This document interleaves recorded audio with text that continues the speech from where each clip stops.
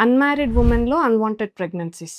ఇది కొంచెం కాంట్రోవర్షియల్ టాపిక్కే. బట్ చాలా అవేర్‌నెస్ కావాల్సిన టాపిక్ అండి.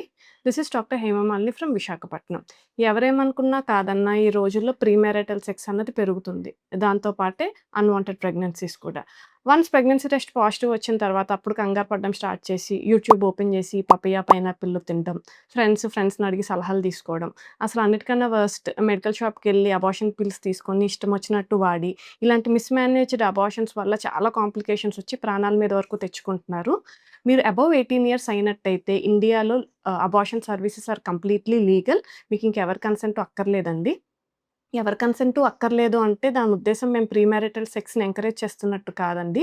ఇలాంటి కంప్లెయింట్స్‌తో మా దగ్గరికి వచ్చిన పేషెంట్స్‌కి ప్రీమెరిటల్ సెక్స్ తాలూకా కాన్సిక్వెన్సెస్ అంటే ఇన్ఫెక్షన్ రిస్క్ కానీ, అబార్షన్ కాంప్లికేషన్స్ కానీ, ఫ్యూచర్ ఫర్టిలిటీ రిస్క్స్ కానీ కంపల్సరీగా ఎక్స్‌ప్లెయిన్ చేస్తాము.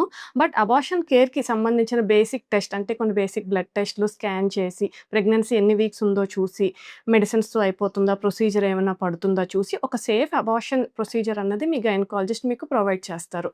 బట్ డాక్టర్‌ని మీట్ అవ్వడానికి భయపడకండి. ఎందుకంటే మీ గైనకాలజిస్ట్ మిమ్మల్ని జడ్జ్ చేయడం కానీ, ఎగతాళి చేయడం కానీ ఇలాంటివేమీ చెయ్యరు. అన్‌వాంటెడ్ ప్రెగ్నెన్సీ రాంగానే మీ డాక్టర్‌ని వెంటనే మీట్ అవ్వండి. Thank you.